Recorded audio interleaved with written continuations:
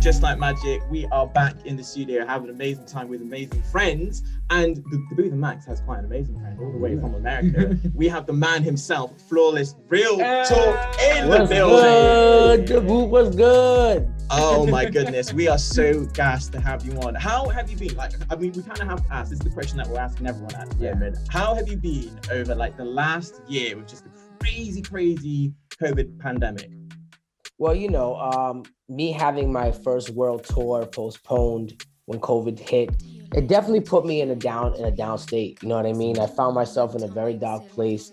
And I was actually telling my fans this the other day. I said, there's nothing wrong with a reset. You know, I found myself feeling down, so I needed to reset. So what I did was I kind of just recreated my studio, built a new studio, and like focused on having a fresh new space to create in. And it kind of took my mind off the music and off of everything that was going on in the world for a little while. And then when everything was completed and we got the studio back up, I felt reset and I felt back and felt good again. So it was a little bit of a period of time of a downtime, but you know, when you're really about it, you find a way to get back up and keep it going, you know, so we're doing well. Have you found the time to like cause a little bit of like writer's block, or have you found that just having a bit of time, like a little bit of a hiatus, has actually come back? You know what? I've got more stuff to write. I've got better material than what I had before. Have you found that at all with your creative journey? Yeah, during everything that was happening, you know, there definitely was a writer's block. I came out with a single called What a Time, speaking of the social injustices that are happening in the world. And it was pretty much all I could really think about at that time. So it was hard to write records that weren't about that. You know what I mean? That weren't focused on what was going on in the world. So I did take a break, and now that we're back in the studio, you know, working hard on this album, and I'm really, really grateful for that break, you know, for sure. So what is the latest updates then going on with your world tour? That, you know, if it's been stopped, is it still it hasn't been canceled. So that's the great thing. It's been postponed. So, you know, we still have those dates that we're going to reschedule, and hopefully when things open back up, and it's getting there, you know, it's opening back up small, little by little, but I feel like we're going to get there pretty soon. Hopefully, you know, by summer, fall, maybe we have concerts again. You know, that's what I'm hoping for. 100%, man. What's like the one city in your world tour that you're like most excited to play at? I want to come to the UK, bro. Hey! I want to come to London. To London, man. Mate, I'm looking forward to it, man. I'm looking forward to it. You need to come to Bristol. You need to come to Ireland. Yeah, I gotta come see you guys. You know, I see you guys. Absolutely. Yeah. Is there anything about UK culture that you like? Like that you just, you know what? It's just our accent, fish and chips. I love the accent, and it's also just the idea of, you know, the different cultures. You know, like wanting to travel the world. I've always loved the UK and just the culture there, and that's one of my like places that I have on my bucket list to visit, or to tour in, or to do a concert. You know, and Australia as well is one of my main like buckets. You know, because the hair is so beautiful over there. So I have a lot of plans to travel and tour all over the world. So I'm really excited for that. It's a lot more warmer in Like, you're definitely gonna need like. Is it cold over there? It's chilly 24/7, mate. Like, we get like 2 weeks in July that is really hot, and then just winter. No way, for real? Yeah. That's why he's wearing a hood. Yeah, I'm wearing a hood. I'm wearing like 3 layers right now. Wow, I didn't know that. I did not know that. So you guys are like the same weather as like Seattle. Seattle has a lot of like rainy weather and cold weather. Yeah. I kind of think that's the vibe of it. Yeah. So do you guys find that the weather there leads to a lot of depression or no? I mean, British people are a lot like, because if the sun is shining, you know, because the sun shines, it makes you feel better. You know what I mean? 100%. Like when the sun does shine, everyone's like, "Oh my God, how you doing? I haven't seen you in ages." Everyone's like everyone's that. in a good mood, you know. But like, I think we're just very used to the rain, and I feel like if you're a proper British person, then you just make the most of what you got. Like that's kind of like, you know. The thing is about British people, I don't know if it's the same about Americans, but like we like to complain. So like my granddad will complain when it's raining. You know, it's raining too much, and then when it's hot, he'll be there like, it's too hot. And it's just like, bro, like pick a middle. No matter what in America too, like no matter what, when it's winter time, you're like, I can't wait for summer. And then when it's summer, it's like, oh, it's too hot, I can't take it. So no matter what, we're never happy, you know. And as humans, we're just never satisfied. But yeah, of course, I guess the big time where, you know, your name, your image, your brand got like broadcast to the world was going on Rhythm and Flow. And of course, you know, we are gonna have a bit of chat about that journey. But I wanted to kind of go into what your journey was before you got to that stage. Like, what were the highs and lows of your career before getting, you know, in front of Cardi B, I guess, and the entire gang? What Rhythm and Flow did for my career was it made me worldwide, right? More worldwide notoriety. What I take pride in is what I built within the States before Rhythm and Flow. You know, I started writing and making music when I was about 16 years old, kept doing my thing locally. But as I progressed locally, I felt like, you know, I'm from the smallest state in the country, Rhode Island. So we're the smallest, you know. Yeah. Opportunities are very scarce and stuff like that. So I thought to myself, like, what am I going to do to progress my career? If I continue to just do the local thing, I'm never going to really go to that next level. So I decided to just take a chance. I packed all my stuff. I think I was about 19 years old.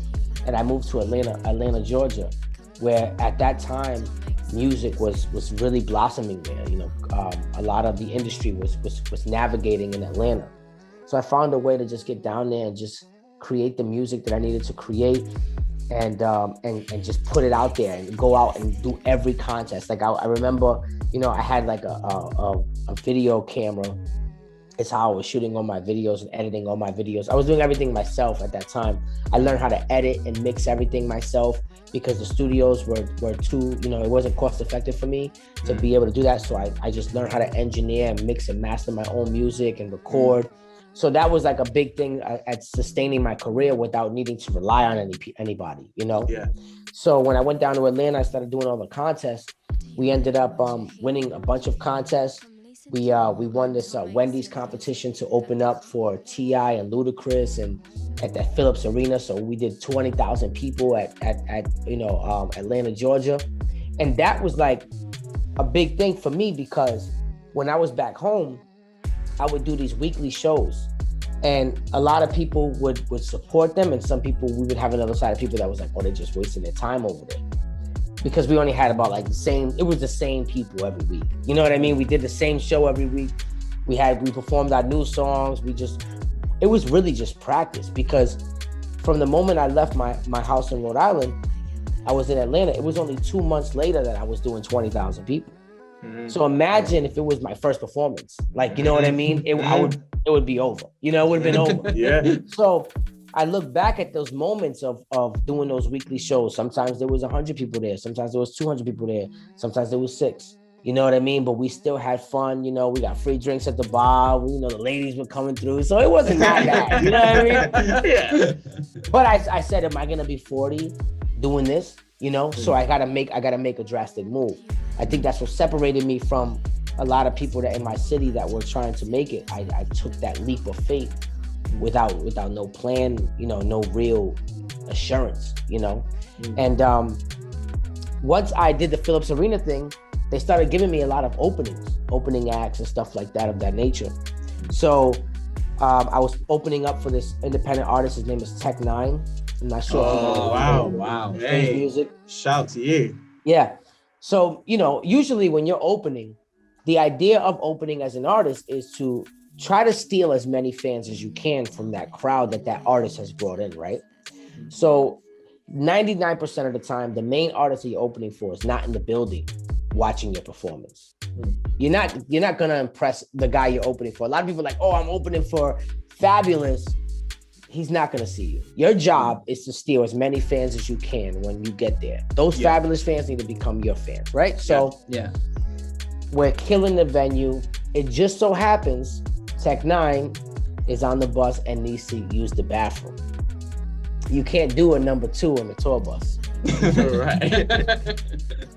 So the way that the Atlanta venue was set up, in order for you to find the green room and go to the bathroom, you have to cut through the crowd. So he had to put a hoodie on, boom, try to sneak through the crowd. But I'm in there rocking crazy. You know what I mean? So he ends up watching my entire show. Wow. So after he watches the show, he comes up to me. He's like, man, that was incredible. You did an incredible job. I didn't expect him to see it, you know? So I'm like, word, that's what's up. And I'll admit, at that moment, I didn't even really know who this guy was, because in my city, he's not like a huge artist. He still will come here and pack a house. But he wasn't like, you know what I mean? He wasn't really talked about much. So I wasn't too familiar with him. So, and it was about 500 people in that venue at that day. So it was cool, you know?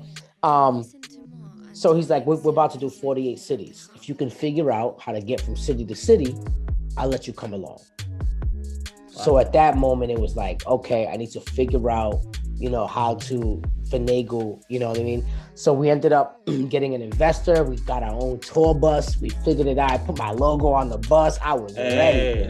Wow. It was time to go. And it was just more of a like, just making sure that I showed how serious I was at that very moment. To this guy who's, you know, I don't really know much about, but is the #1 independent artist in the world. And here I am, an independent artist. I need to go on tour with this guy to find out everything I can learn from this guy, you know? Yeah. So we go on the tour, we pull up on the bus. He's like, you got your own bus? He's like, oh, you serious? So now it's a different relationship. He's like, this guy really wants it, you know? Yeah. So we start doing the shows. I mean, we're doing like 6,000-7,000 people in the Midwest, you know? And it made me realize that you don't have to be famous everywhere in the world.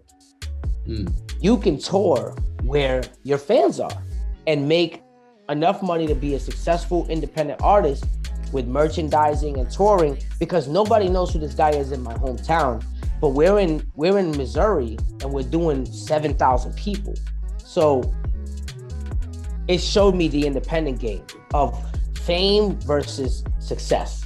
Would you say that was the first lesson that you learned? That was the very first lesson I learned. Yeah. Do I want to be famous, or do I want to build something that I own? Because this guy owns everything.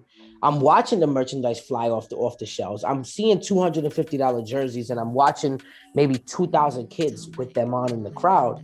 And as somebody who's just coming in, that's all I'm seeing. It's like, oh my goodness, this guy's pretty much making major artists money with his own label, killing the game, and nobody knows who this guy is in my hometown.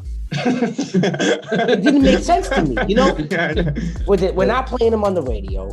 He's not a mainstream artist. At the time, he wasn't. He's gotten features with Eminem and Lil Wayne. I mean, he's, you know. But at that time, it showed me, okay, do I need a deal, or do I need to build a label that's mine? Yeah. And from that tour, we did 48 cities. It was 2012. I never left the road.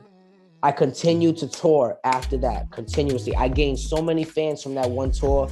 I was just continuously touring. I was hopping on with other artists, joining tours. I would hop on with other independent artists and get their fan base to come with mine, and we would have successful tours. And I maintained that throughout, you know, my entire career. I continued to drop albums.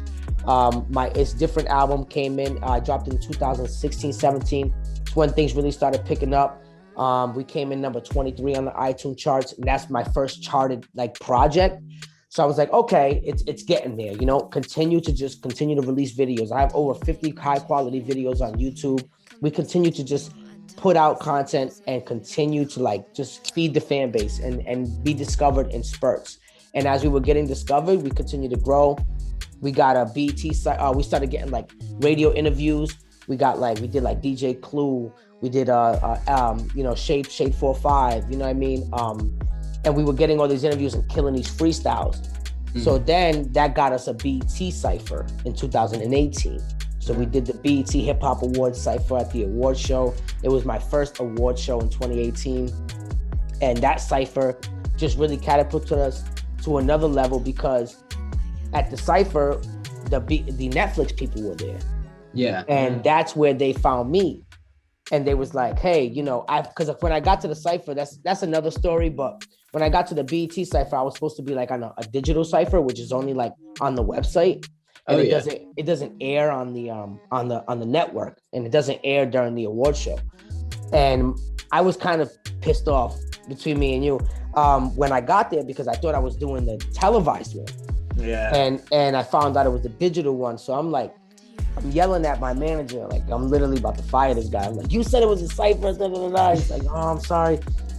And I'm looking at the names on the cipher, and I'm just like, this is just not what I was looking for, So I was disappointed.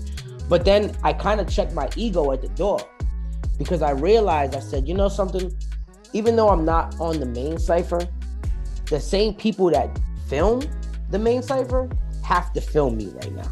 Yeah. So I just gotta just show them, and next year they're gonna put me on TV.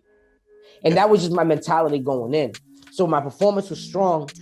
After 2 takes, they cut the cipher and they moved me to the televised cipher. Wow. So it was a moment of clarity for me, because if I would have went in there with that same negative energy, I would have gave like a half performance, half effort, just to get out of there, because I didn't want to be there after finding out that it wasn't the actual cipher. And because I checked myself at the door and checked my own ego, and I went in there with a positive attitude, God blessed me and said, okay, let's move this kid on right now. You know what I mean? And I got that TV cipher. That's when the Netflix people came up to me and said, wow, did an amazing job. Are you signed? You have your own label. Okay, that's great. We're thinking about doing a competition show. At that time, Cardi wasn't even mentioned. Nobody, Netflix wasn't mentioned. I didn't know they were the Netflix people. I just know they were just from a network. So they said, we have a streaming platform. We're gonna do a hip hop show. Would you like to audition? And I was like, hell yeah. Streaming platform, that's either Hulu, Netflix, something, like, you know what I mean? So I was like, yeah. So then I did a couple rounds of auditions. I sent in some videos and stuff, and then I got to audition for Cardi on the show. And then from there, you guys know what happened. Yeah. Did you have like any hesitations when you first started like auditioning and stuff for Ribbon and Flow? Was there anything in your head that you were like, oh, not sure almost about didn't this? do the show. Me and D-Smoke, who is the winner, were the 2 finalists, and we almost did not do the show. Because at first there was a lot of stipulations in the contract with, using our likeness and just providing like a lot of ownership over things that were like, had nothing to do with the show. And to be honest, we just weren't with it. And it got ridiculed at first by the media. And I think that's what made them change it. And they actually changed it to a cash prize only competition, which was amazing, because we didn't have to be obligated to any contracts or anything. It was like, if you win, you get the cash and you're free to go. And we was like, oh, we're good. Let's go.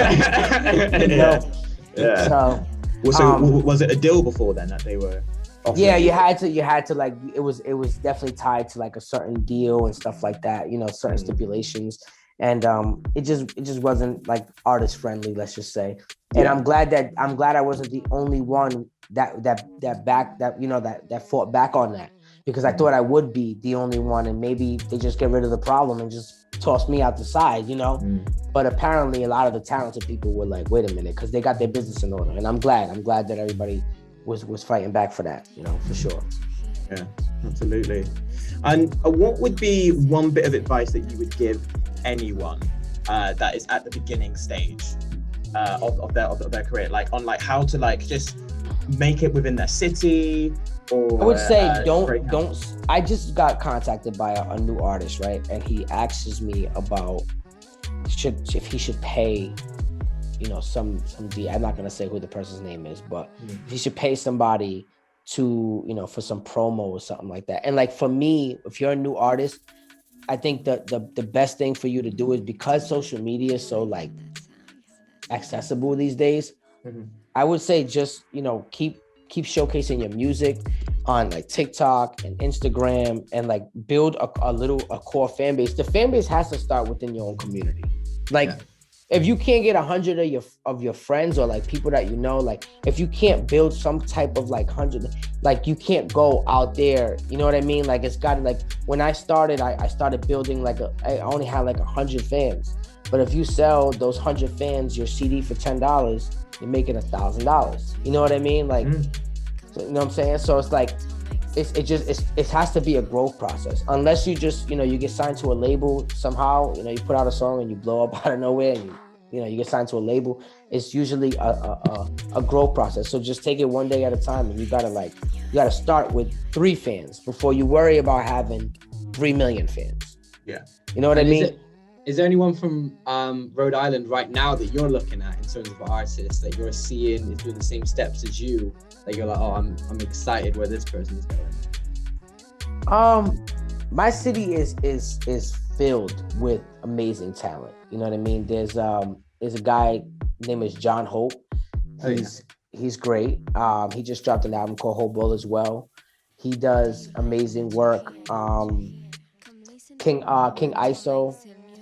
And I'm sorry, not King ISO. Hold on, I'm so sorry.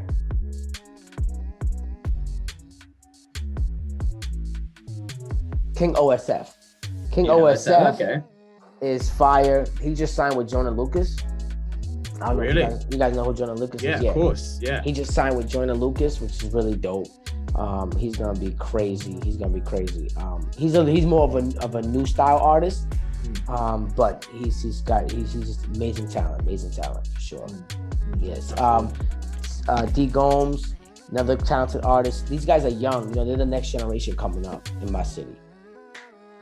What do you think your breakthrough moment would have been, like to get the success that you have now if you didn't go on Rhythm and Flow? Just being consistent, constantly pushing out, like what you have been? Yeah, like I mean, you know, being consistent.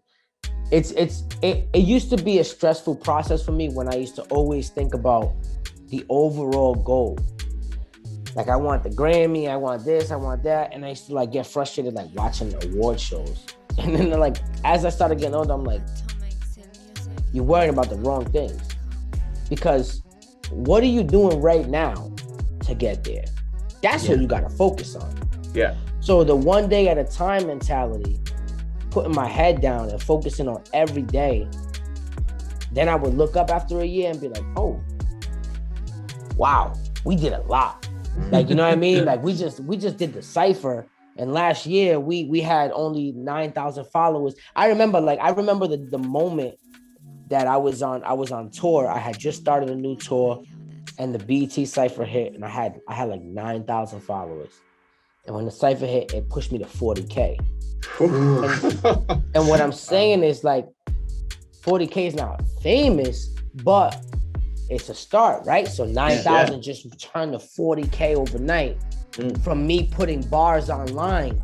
Because all I would do is I would stand in my booth, I would go in front of my mic, and I would just rip bars over industry beats. And I'd put them online, and they just get crazy views, and like these pages will pick it up. And then next thing you know, I'm getting hit up by like DJs like, yo, come rap at my show, come rap on this show, come rap on this show. And then the bigger guys start seeing those. You take those, you submit those to the bigger ones, and then you start making your way up. The next thing you know, I'm on DJ Clue, and I use the DJ Clue to get the BET. You know what I'm saying? So it's like, it's a step. It really is a step. It's like to every step. So for me, like the moment that I started thinking one day at a time, like what am I gonna do today to get closer? Instead of just focusing on like all the way over there, I need to take one step at a time. So like that really made me mentally strong throughout the whole process.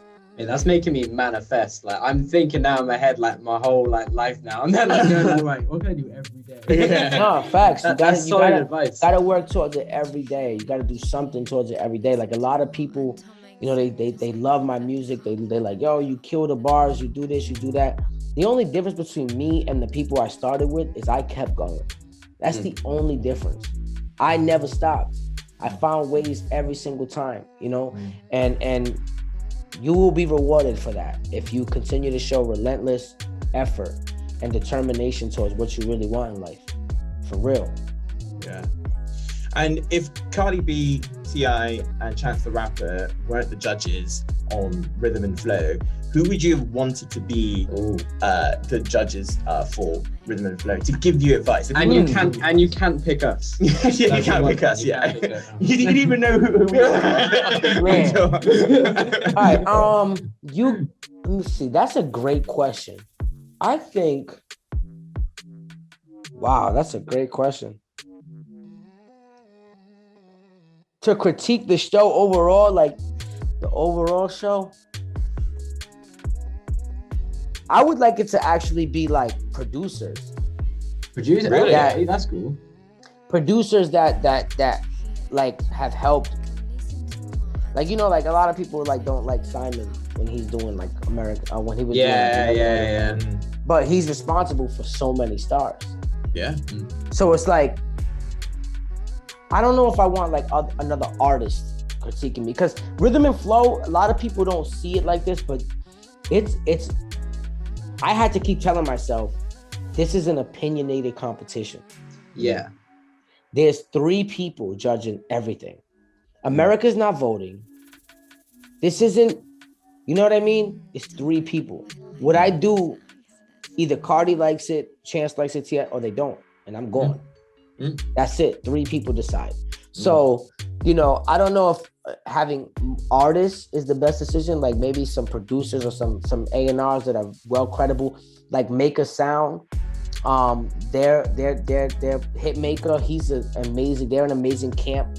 1500, they're an amazing camp that do production. They are 1500 or nothing. My guy Mars, he produced I Need You on my last album, and it's with Jane Hancock. It's an amazing record, and these guys make records with artists. You go in there and you leave with like a whole record.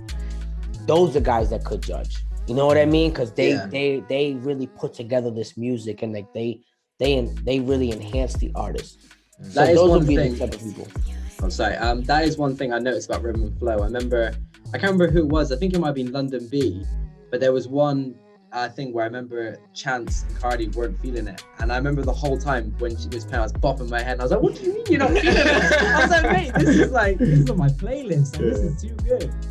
Yeah. She, you know, you could be up there and the crowd could be rocking, and they could be like, "We hate it," and that's just the way that the crowd. So for me, the only time that I did not care was in the finale. That was How come?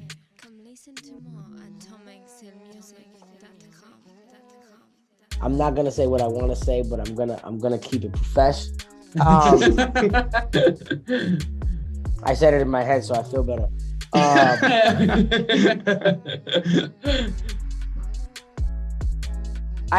So the entire time you're remembering that this is a television show. Yeah. Right. So when you see certain things, like, you know, certain people go home, you're kind of like, okay, maybe that didn't make sense for TV then, opposed to maybe that person wasn't talented. Yeah. So for me, it was like, maybe I gotta play the game.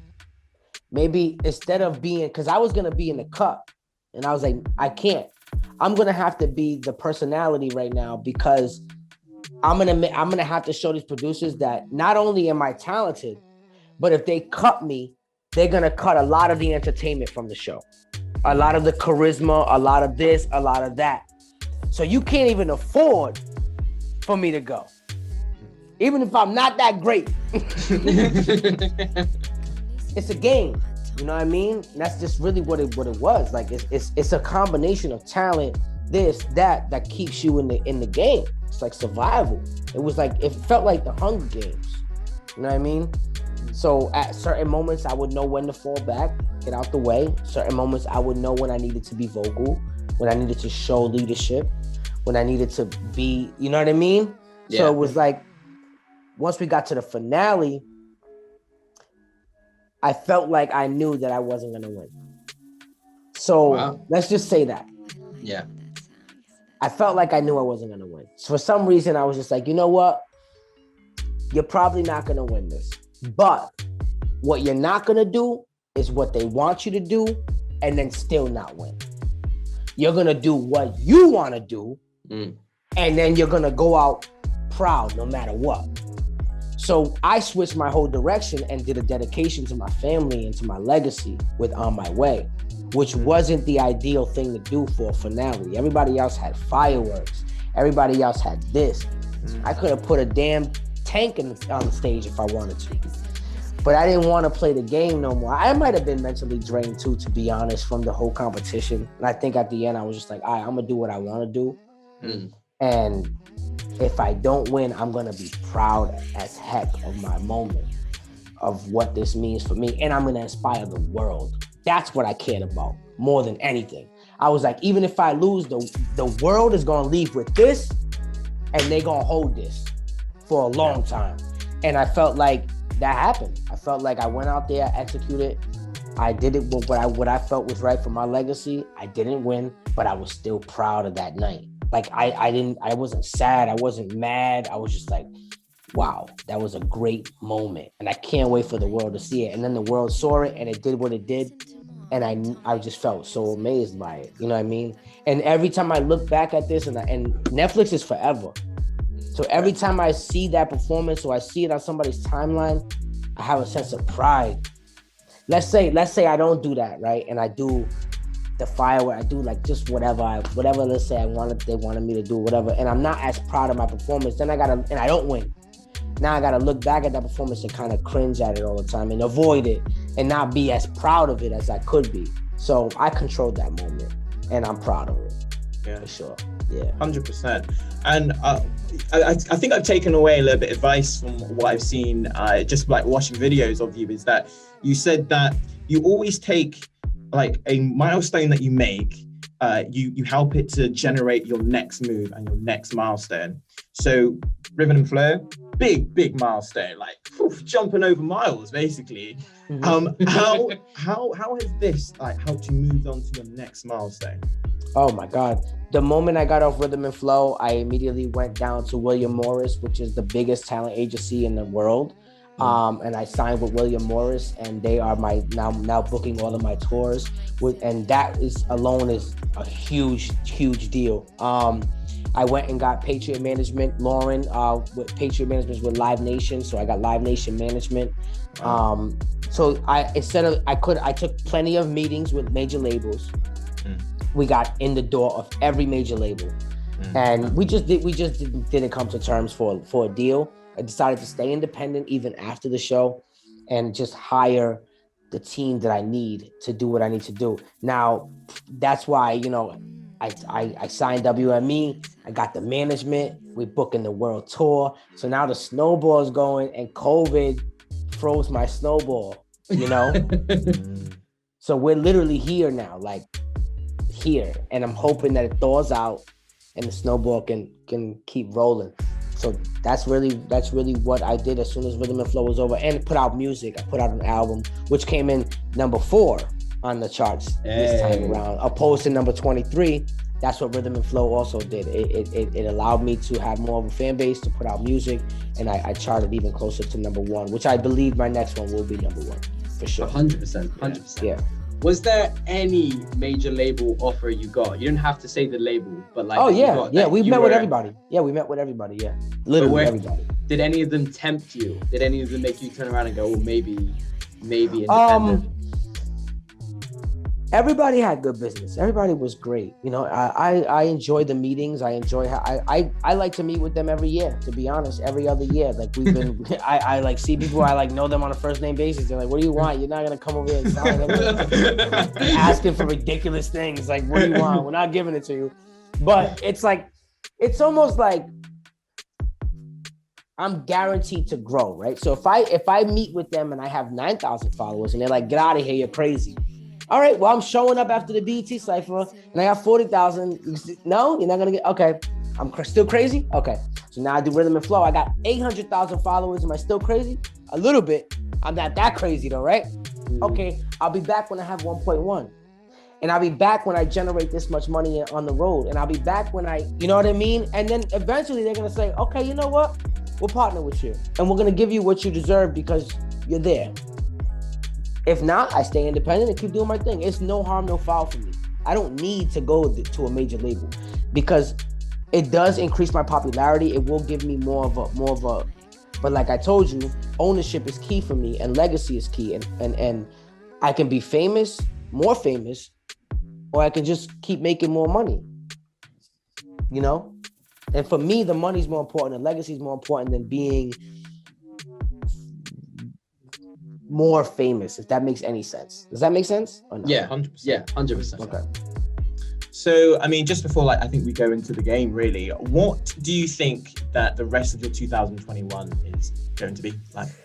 I'm praying that it's not all digital. One thing I do want to mention is that when COVID hit, I also pivoted to the virtual world where I did a university tour on Zoom. Yeah. With my band and everything. Like we did a whole virtual thing. I also signed a live stream deal with the platform called Live It. We did our first concert in November. We had 1 million streamers watching the concert. Wow. So that was like the first time, and I could interact with everybody as well. So I could see all the comments and see everybody and talk to them, and it was amazing. We also raised, I think it was like $6,000 for the children's toy drive. That night. We donated to all the kids. So the pivot has been there, you know, and now what 2021 is, I'm hoping that the world opens back up so we can do the world tour. But if it doesn't open back up, I'll still be doing the virtual shows. I'll still be doing the live streaming, because in this space, when you're independent and you're an entrepreneur like myself, you cannot allow one thing to keep you stagnant. So even though we haven't been able to tour, we've still been doing shows. We've done concerts this whole year. Yeah. We've done universities, and we did, like I said, our live stream show. And if you want to come to UK, just do another interview with us, and then you're set. You know. No, for sure. I'm definitely gonna be over there. Like for sure. Like I know I am. UK is actually a big market for me, guys. Like I think it's like my third country on Spotify. Like, you know what I mean? It's there. I get like, I think it's like 5.6K listeners over there, which is enough to book a venue worth 1,000 people and see who shows up. We are definitely one of them that is part of that 5.6K. So that's fine. When we were telling people appreciate we got Flawless coming on, they were like, "Oh, Flawless, also no way." Like, so you definitely are known in the UK. Oh, you guys have dipped. See, you guys dipped to number 4. Oh, okay, dear. right. Everyone in the UK, right? Get on this now. We can have Australia. You know, no, we have Australia taken it. They got the weather. They got. I just mentioned the Australia. That's why they came in strong. They can sense it. There's some guy like tapping on his phone, like right. Yeah, it's Australia. Right. So this Flawless. Are you ready? This is the game we're about to play. And is it on the screen? No, this is just for me. We don't have that budget. Sadly. Yeah. This is gonna be you two against each other. He doesn't know the answers. I don't know anything. Okay. I'm facing you. Daboothe versus Flawless. We're going down. Alright, we're going down. We're on it. Let's do it. I feel like he's got competition experience. Yeah, I mean, he really does. I'm very competitive. I don't want to. What is it about? So it's called Fact or Myth, and basically I've got 3 really weird facts. He knows the answers. No, I swear, he he kept it to himself. I have not a clue. And then I got 3 ones that I made up that are completely fake.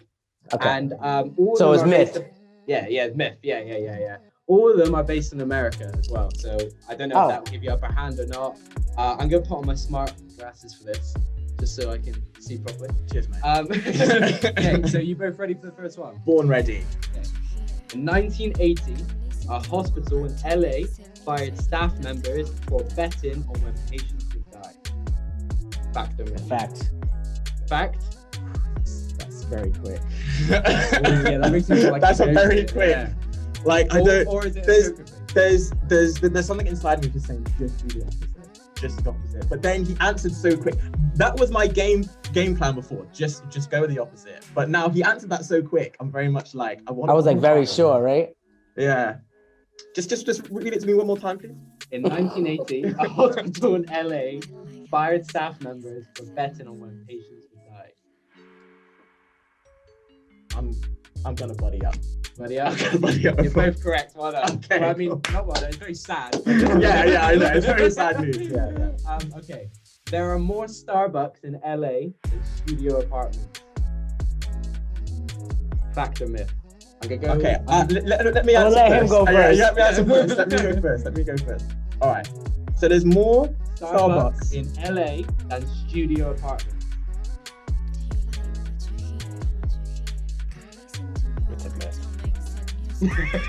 I was leaning towards that as well, but I'm just gonna go. I can't see you going true.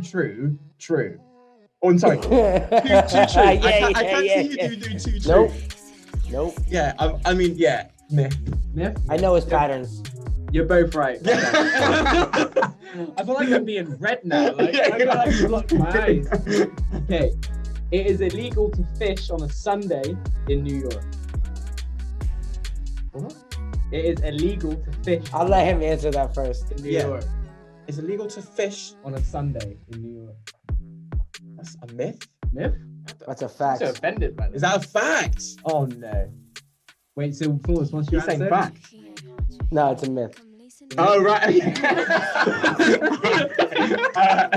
You should have just get parallel. We actually are gonna. We don't win it. What are you saying? I'm saying myth. They're both correct. That's a myth. Hey, all right, there we go. Okay. We just bunnied up all the way. That's what we did. In Utah, it is illegal to swear in front of a dead person.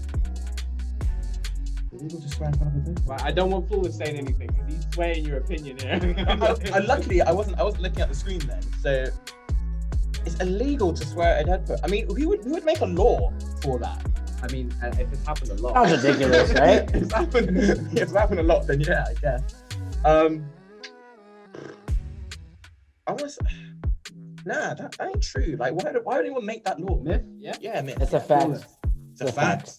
Flawless is correct. It's a fact. Oh, Yay, there we go. okay. He takes the lead. He's in the lead. All right, here we go. More Americans own a dog than a frying pan. He's waiting for you now. He's Yeah, smart. he is. He's Wait for me. waiting. Wait for me. Quick, 3, 2, 1. You know what? It's so out there. I'm gonna say true.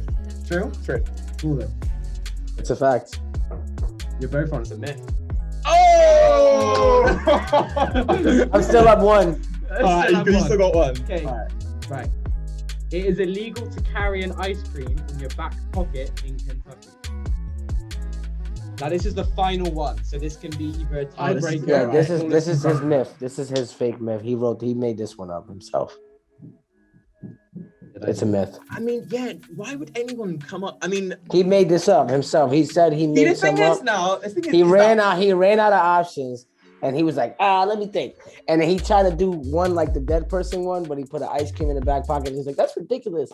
Yeah, it's a myth. You know what? I have to go for me to get a tie. I have to go opposite. I have to go. Even though I know he's right, I still technically have to go the opposite to win. True. Well, actually, you drew because that was a fact. No way! Yeah. It actually is. No way! Are you thrilled? Wow. Hey, I like you read me quite well. Like that would be my normal thinking, but then I was there like, okay, Daboothe, like go with true, go with fact. And you were like, oh, go on then. Fact, like, yes, okay. Oh wow! There we All right, go. we need a tiebreaker. We need a tiebreaker, we need a okay. tiebreaker. I actually do have a tiebreaker. All right, cool. This one, I don't think this one's gonna be America based though. That's the only thing. All right. Okay. All right. Half of all bank robberies take place on a Friday.